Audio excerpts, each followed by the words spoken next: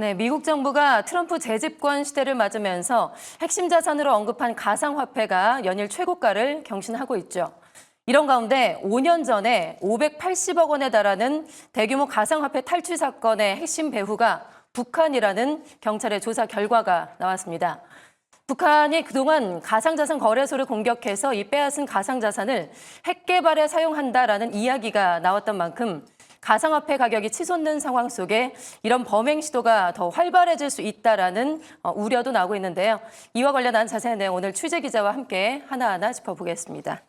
길금희 기자 나와 있습니다. 어서 오세요. 안녕하세요. 네, 일단 사건의 내용부터 하나하나 좀 정리를 해봐야 될 것 같습니다. 이게 무려 5년 전에 발생을 했던 사건이에요.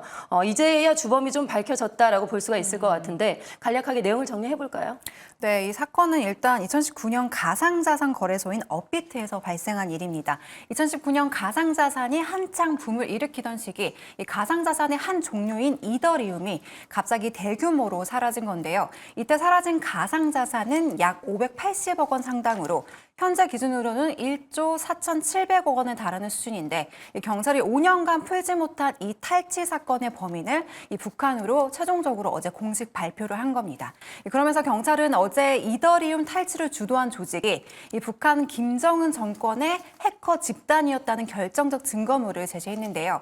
이 가상자산 이더리움을 해킹한 컴퓨터에서 이른바 이 허란일이라는 북한에서 자주 쓰는 용어가 발견됐다는 겁니다. 앞서 언급한 허란 일은 중요하지 않은 일을 뜻하는 북한 말인데요. 이 북한 내부 사람이 아니라면 이 좀처럼 알아듣기 힘든 이 지역 방언 같은 단어가 이 컴퓨터에서 잇따라 발견되면서 이 경찰은 그간 수집한 자료를 종합해서 이 주범을 최종적으로 북한으로 지목했다는 설명입니다. 네, 그동안 사실 북한이 가상화폐를 공격해서 탈취를 한다. 이런 사실은 뭐 업계 공공연하게 알려져 있긴 했는데 이렇게 국내 수사기관이 공식적으로 수사를 해서 주범이 북한이다라고 밝혀진 거는 이번이 처음이죠. 자, 구체적인 범행 수법도 이번에 공개가 됐는지 궁금한데 경찰이 어떻게 밝혔을까요?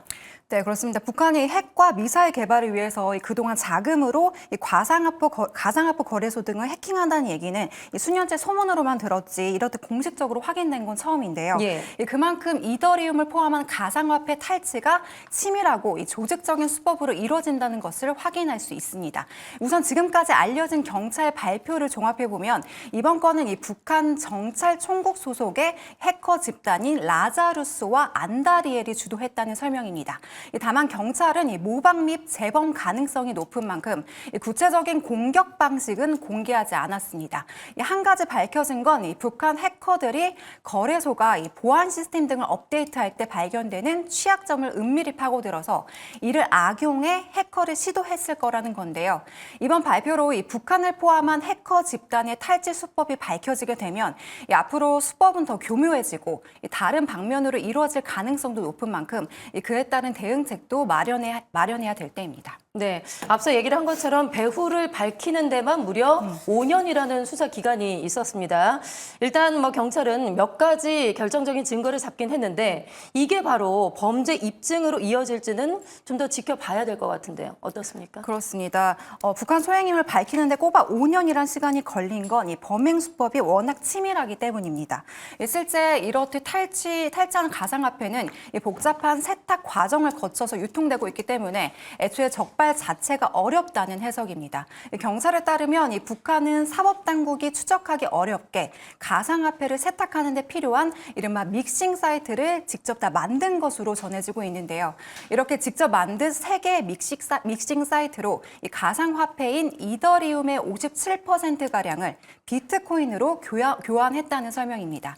이 5년 전 훔쳐간 이더리움 중 나머지도 중국과 홍콩 등 13개 국가의 51개 거래소로 분산 전송된 후 세탁이 됐습니다.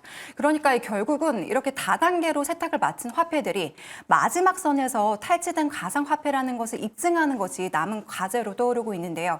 하지만 이 직접 만든 사이트에서 교환해서 유출했기 때문에 이 고리를 하나하나 찾기라는 결코 어려운 상태인 것으로 알고 있습니다. 네, 이렇게 연속적인 세탁이 이루어졌다. 이 고리를 입증하는 게 수사선상에서 핵심이 될 것 같은데요. 지금 보면 이미 세탁된 돈들이 사실 다른 나라 거래소로 이미 다 흘러 들어갔다는 거죠. 그래서 이게 우리나라만의 문제가 아닌 다국적으로 다른 나라와 함께 다국적인 수사가 좀 필요할 것 같은데요. 그렇습니다. 말씀하신 것처럼 해외 각국의 가상화폐 거래소로 흘러간 것들을 다시 회수하기는커녕 이것들의 출처를 다 밝히는 것도 현재는 힘들어 보이는데요. 예. 그렇기 때문에 향후 수사에 있어서는 해외 거래소나 이 수사기관의 공조가 가장 중요할 것으로 보이는 상태입니다.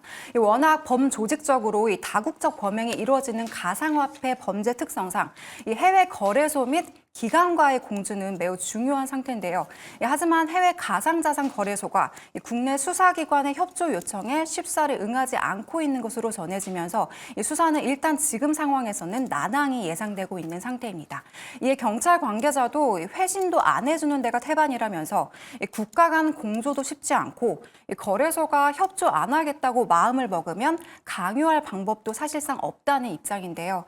또 국내의 경우 올해 7월 가상자산 이용 보호법이 시행되면서 이 가상자산 제도권화가 시작이 됐지만 해외 거래소는 여전히 제도권 밖에 머물러 있는 점도 변수로 떠오르는 상황입니다. 특히 미국 대선에서 트럼프 정권의 재집권이 결정되면서 최근 새 대통령이 지목한 전략 자산인 가상화폐들의 가격이 끝없이 오르는 상황인데요.